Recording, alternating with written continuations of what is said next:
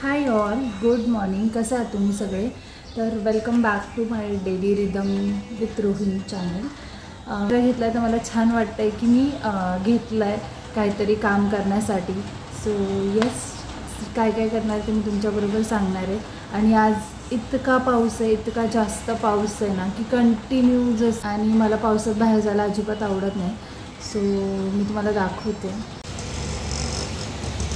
किती पाऊस पडतो. इतका पाऊस पडतोय ना की इकडल्या ज्या बिल्डिंग्स वगैरे आहेत ना त्या पण दिसत नाही आहेत आता. नाहीतर बिल्डिंग असायच्या तिथे जवळ त्या दिसायच्या, आता त्या पण दिसेनासं झालं माझं आवरून. आणि एवढा अंधार झाला आहे पावसामुळे. आणि इथे भाज्या आणलेल्या आहेत, कधी नव्हे ते किती वर्षानंतर पहिल्यांदा करडईची भाजी मला पाहायला भेटते आहे. ही मेथीची भाजी आहे आणि इकडे कोथिंबीर, मिरची आणि काय मम्मी, घेवडा ना, फरसबी आहे. घेवडा, फरसबी, मिरची, कोथिंबीर. आणि हे कारण पाऊस इतका जास्त आहे ना की कदाचित 2-3 दिवस भाज्या खूप महाग होणार आहेत. 2-3 दिवस कसला, महिनाभर भाज्या महाग होतील. श्रावण पण चालू झालेला आहे त्याच्यामुळे मग मम्मीने एकदमच आणून ठेवल्यात सगळ्या भाज्या.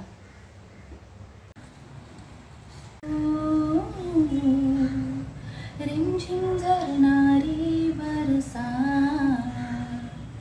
कधी तू कोसळत्या धारा, थैमान वारा, बिजलीची नक्षी अंबरा, कधी तू मिटलेल्या माझ्या पापिण्या. लाईक, शेअर, सबस्क्राईब, कमेंट नक्की करा.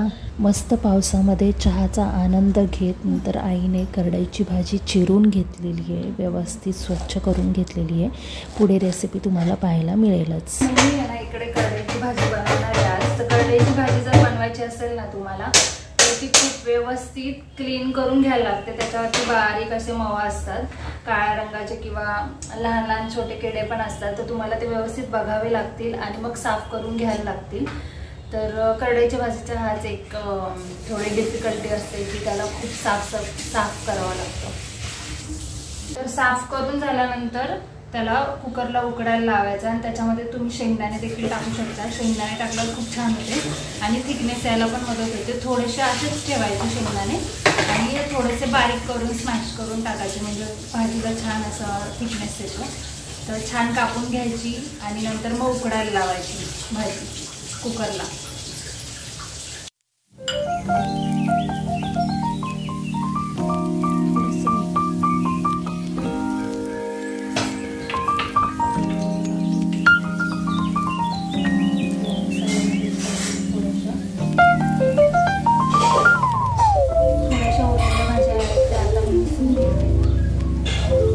आता भाजीसाठी वाटण लागणार आहे ना, तर मम्मी इथे मिक्सरमध्ये हिरवी मिरची, लसूण, जिरं हे सगळं वाटून घेणार आहे. त्याच्यामध्ये मम्मीने थोडेसे शेंगदाणे पण. इथे अशी उकडली भाजी. तर असं त्यातलं उकडलेलं जे पाणी असतं ना, तर ते पाणी काढून घ्यायचं, नाही तर त्याचा वास चांगला नाही येत. आणि थंड पाण्यामध्ये धुवून घ्यायची. कलर येतो छान. हे आपले उकडलेले शेंगदाणे आणि 1-1.5 चमचा असं कापून घ्यायचं लसूण. करडईच्या भाजीला ना व्यवस्थित थंड पाण्यामध्ये छान धुवून घ्यायची. आणि याच्यामध्ये ना लसणाचा वापर जास्त करायचा. लसूण आणि उकडलेले शेंगदाणे ऑप्शनल आहे, तुम्हाला जर आवडत असेल तर तुम्ही टाकू शकता किंवा थोडेफार टाकायचे.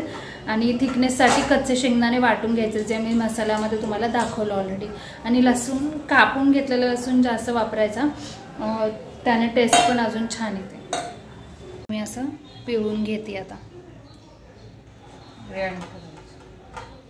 आणि यातला अर्ध जे आहे ना ते ग्राइंड करून घ्यायचं आणि अर्ध तसंच ठेवायचं. त्याचं तेल तापलं की त्याच्यामध्ये लसूण टाकायचा. त्याला खूप कमी इन्ग्रेडियंट लागतात, लसूण, जिरं, मोहरी आणि हिंग. आता मोहरी टाकणार आहोत.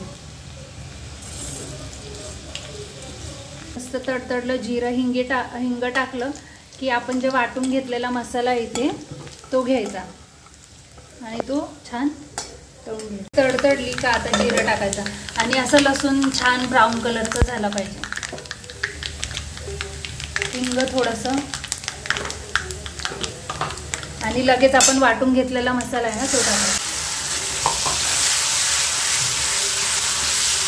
मसाला छान परतून झाला ना की मग नंतर ती भाजी टाकायची आणि या पद्धतीने मस्त मिक्स करून घ्यायचं आहे. आणि हिंग काय हळदीची गरज नाही याच्यामध्ये. हे परतून घेतलं की त्याच्यामध्ये उकडलेले शेंगदाणे टाकायचे आणि पाणी टाकायचं तुम्हाला हवी तेवढी कन्सिस्टन्सी. एवढ्याशा भाजीमध्ये कढई भरून मस्त भाजी होते. आम्ही संध्याकाळी पण खाणार आहोत त्यामुळे ती थोडी जास्त धरणार आहे.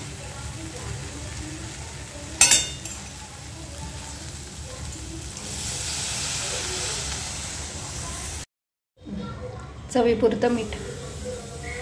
किती झाली? भरपूर झाली. ह्या पद्धतीने भाजीला जेव्हा उकळी येते ना तेव्हा आपण उकडलेले जे शेंगदाणे आहेत ते शेंगदाणे त्याच्यामध्ये टाकायचे. हां, एवढे नाही टाकायचे, थोडेसेच टाकायचे. फक्त दाताखाली एखादा आला पाहिजे असंच. तर मी थोडेसेच टाकते बघा. वाटे भरून ठेवलेले ते भाजले.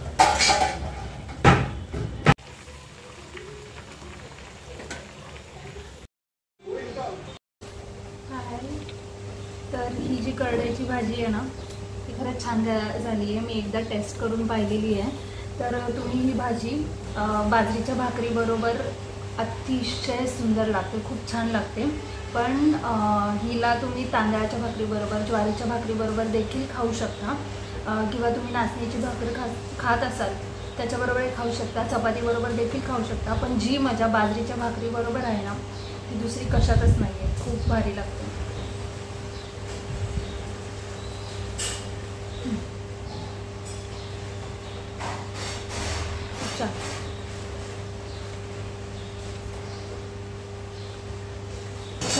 जेवण छान.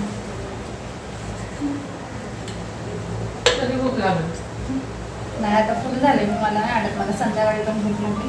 भाजी खूप छान झाली होती. बाजरीच्या भाकरीबरोबर तर भाजी एकदम क्लास. पण आता मला ना असं सुस्ती आली आहे. जेवण झाल्यानंतर किचन क्लिनिंग मला करणं खूप अवघड जातं, त्याच्यामुळे मी आधीच करत असते. पण आज एकदम गरम गरम भाकरी वगैरे आणि बाहेर पाऊस पण भरपूर येतोय आता.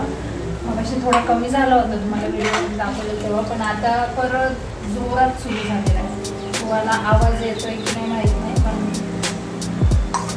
कंटिन्यू चालू आहे. आणि मला संध्याकाळी बाहेर पण जायचं आहे. बघूया. भांडी घासून घेते.